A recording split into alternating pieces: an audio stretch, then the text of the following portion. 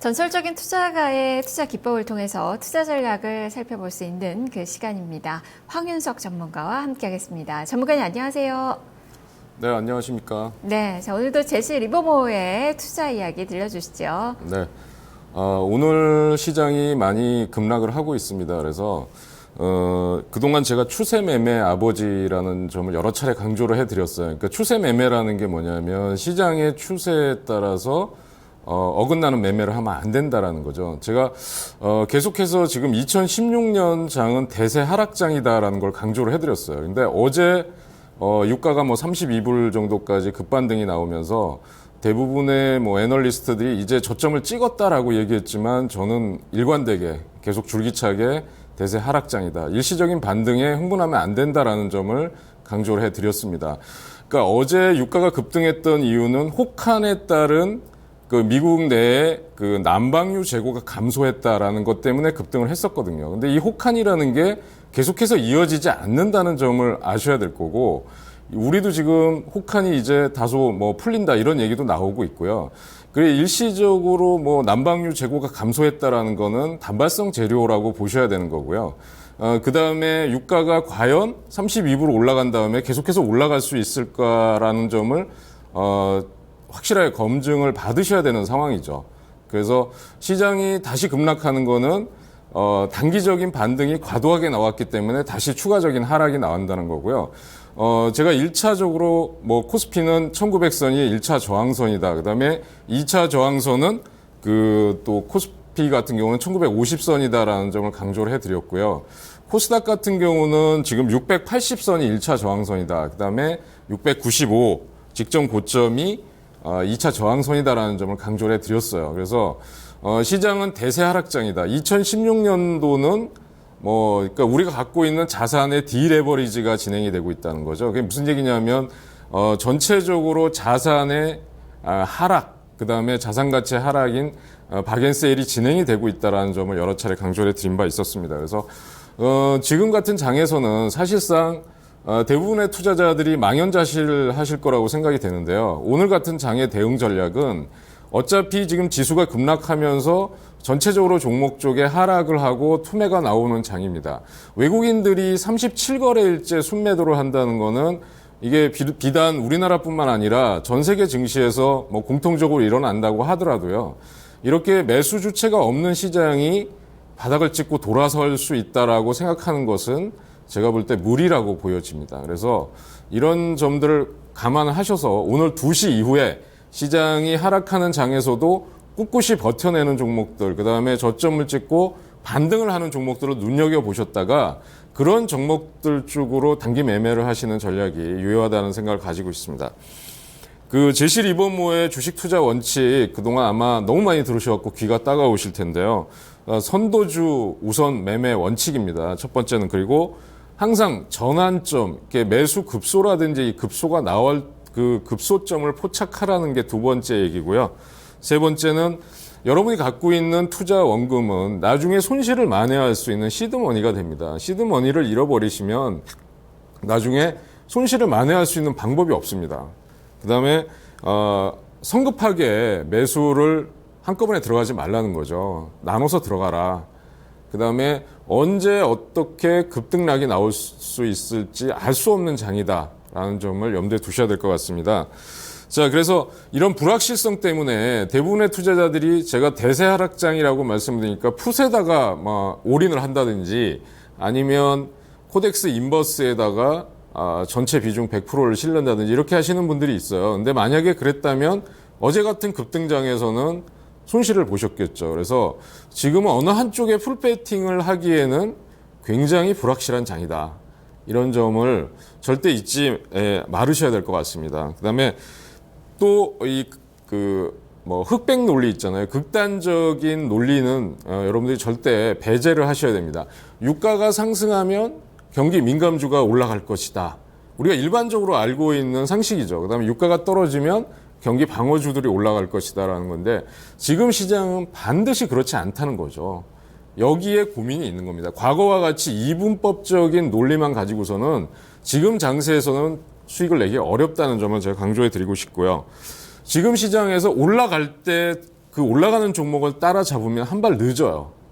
그러니까 올라가면 종목을 잡았다, 물렸다라고 얘기하시는 분들이 많은데 백발백중 물립니다. 그러면 어떻게 되냐면 한 발 늦기 때문에 최악의 얘기가 나왔을 때, 불안과 공포가 극대화됐을 때, 급락할 때 잡으셔야 된다는 거죠.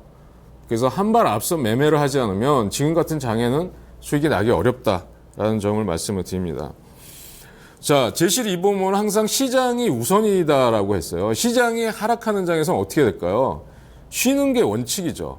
예, 수익을 낼 수 없다면 괜히 들어와서 손실을 낼 필요는 없겠죠. 쉬는 게 우선이긴 하지만 그럼에도 불구하고 내가 들어와서 수익을 내야 되겠다라고 한다면 이제 굉장히 주의가 필요하다라는 점을 말씀을 강조를 한 바 있었습니다. 지금 떡줄 사람은 생각도 안 하는데 뭐 김칫국부터 먼저 마신다. 제가 이 말씀을 드리는 이유는 뭐냐면 지금 글로벌 시장 쇼크가 왔기 때문에 미국이 3월달 FOMC 회의에서 금리 인상을 안 할 거다라는 얘기들이 나오고 있습니다. 지금 이제 뭐 오늘 내일 새벽 그다음부터 이제 미국 FOMC 회의가 시작이 되는데요. 이거는 아직도 많이 남은 얘기입니다.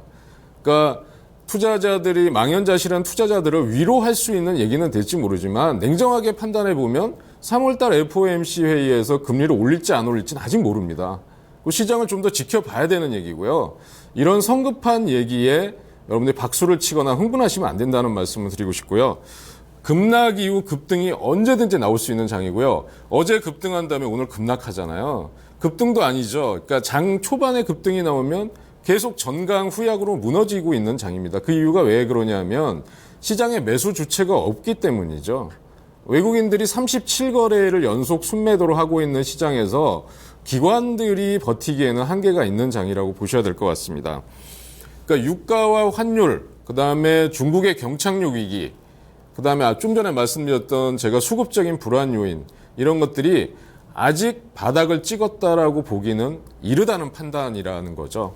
그다음에 변동성이나 불확실성 때문에 겁난다라고 얘기하시는 분들이 있는데 이게 있기 때문에 수익을 낼 수 있는 장이에요.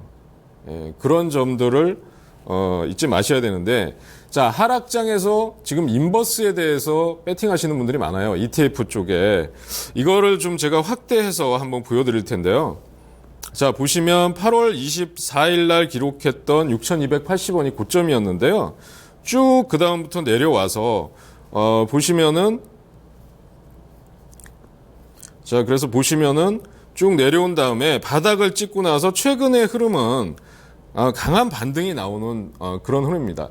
대세 하락장이라고 제가 말씀을 드렸기 때문에 인버스의 상승은 이어지겠지만 지금 들어갈 수 있는 타이밍이냐의 측면에서 본다면 어떻게 될까요?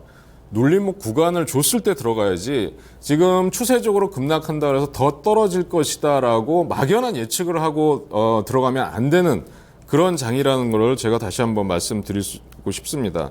자, 그러면 어제 같은 경우에 유가가 급반등이 나왔는데 그러면 코덱스 레버리지가 하염없이 급락하고 있는 시장이었는데요. 여기서 하염없이 떨어지고 있었죠. 지난 4월 달에 12,660 고점을 찍고 나서부터 계속 급락하다가 잠시 반등을 주고 나서 지금 추세적으로 완전한 하락을 하고 있습니다. 그런데 보면 바닥에서 미세한 바닥 찍고 반등 시도가 나왔었죠. 그러니까 어제 같은 장에서 만약에 레버리지가 생각보다 많이 올랐다 그러면 단기적으로 차익 실현하고 다시 또 옮겨가고 예. 왜 그러냐면 시장에 예측을 할 수 없는 급등락 요인 변수들이 계속해서 나오고 있기 때문입니다. 그래서 개인 투자자분들이 한쪽에다가 절대 올인하거나 100% 풀베팅을 하지 말라라고 말씀드리는 이유가 바로 이런 거죠. 자, 그다음에 제가 25불 서부 텍사스산 원유가 25불이라는 바닥에 근접할수록 타이거 원유 선물이라고 하는 ETF 상품을 한번 배팅을 해보시라라는 말씀을 드렸는데요. 어제 급등이 나왔을 때 타이거 원유 선물도 큰 폭의 상승이 나왔었습니다. 그러니까 이거는 여러분들이 유가의 흐름을 보고 이런 ETF를 시장의 대안 상품으로 여러분들이 투자할 수 있다는 점을 제가 말씀드리기 위해서 차트나 이런 모양들을 보여드리고 있는 겁니다. 자, 한번 또 보시죠.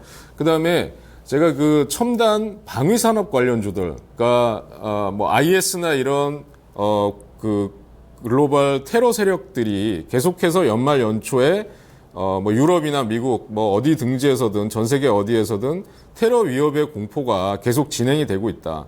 그래서 미국의 또 뭐 지금 사드를 우리나라에 배치한다. 북한의 핵실험과 관련된 이 방위 산업의 중요성이 계속 강조가 되고 있어요. 그래서 LIG 넥스원이라고 하는 종목이 오늘 같은 하락장에서도 비교적 견조한 흐름들을 보여주고 있습니다. 그래서 이 LIG 넥스원 같은 경우에도 보시면 최근에 이러한 매수 급소들이 나타나고 있죠.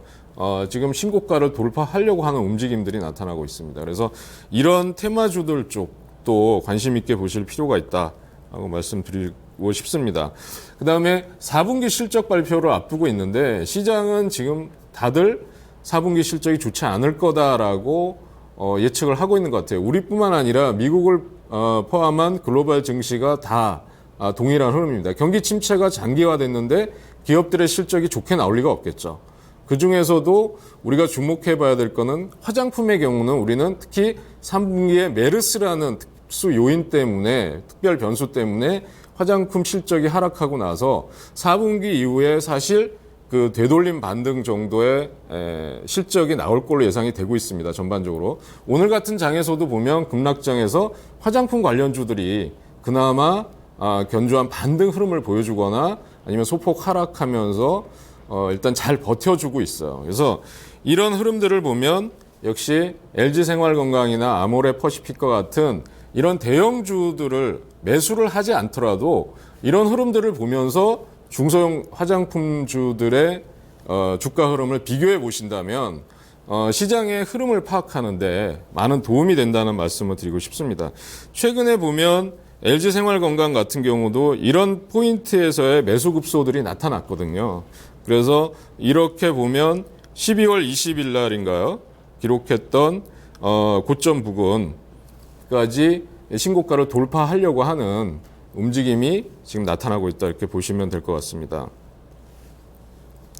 자, 그 다음에 지금 시장이 뭐 정말 이 하염없이 하락하고 있는 장에서도 보면 지금 중국이 투자를 하거나 중국이 지금 공격적으로 한류 콘텐츠를 뭐 지분 투자를 한다든지 아니면 콘텐츠 육성을 위해서 중국이 지금 뭐 굉장한 투자를 하고 있는 상황입니다. 그래서 보면 이 CJ ENM이라는 종목을 보면 한류 콘텐츠의 뭐 대장주라고 할 수 있겠죠. 그러니까 CJ ENM을 지금 매수하지 않더라도 보유하고 계신 분들은 일단 잔파동에 신경 쓰지 않고 보유하면서 수익을 극대화하면 되겠지만 만약에 CJ ENM을 보유하지 않고 있다고 하더라도 CJ ENM의 흐름을 보면서 콘텐츠 관련주들의 흐름을 파악할 수가 있겠죠. 그래서 CJ ENM의 경우는 21선이 깨지거나 단기 이평선들을 깨고 내려갔을 때 이런 매수 급소들이 나타났다는 점을 보여드리고 CJ ENM이나 이런 그 컨텐츠 관련주들이 강하다 그러면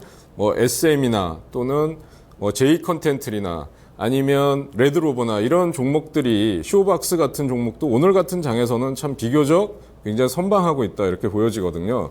이런 흐름들을 같이 비교해 놓고 보시면 도움이 될 걸로 생각이 됩니다. 자, 유가가 25달러 쪽이 저는 바닥일 거다라고 여러 차례 강조를 해드렸는데요. S51 같은 경우도 역발상적인 투자 전략이 필요한 시점이죠. 그러니까 이미 많이 올라간 상태에서보다는 유가가 추가적으로 하락할 수 있다, 10불까지 떨어질 수 있다, 이렇게 나왔을 때 이런 정유주들의 매수 급소가 나왔다는 거 한번 주의해서 보시면 지금 같은 하락장에서 여러분들이 단기 매매로 수익을 낼 수 있는 그런 대안이 될 수 있다고 생각합니다. 오늘 레전드에게 듣는다는 여기서 마치고 저는 다음 시간에 뵙도록 하겠습니다. 네, 추세매매 아버지 제시 리버모어의 투자 철학을 들어볼 수 있었던 시간이었습니다. 황윤석 전문가였습니다. 레전드에게 듣는다까지 해서 오늘 준비된 순서는 다 마무리가 됐네요. 자, 남은 오후장, 오늘 상당히 좀 어려운 그 장인데요. 오후장에 또 성공 투자하시면서 투자 전략 잘 세워보시길 바랍니다. 저는 내일 다시 찾아오겠습니다. 시청해주신 여러분 고맙습니다.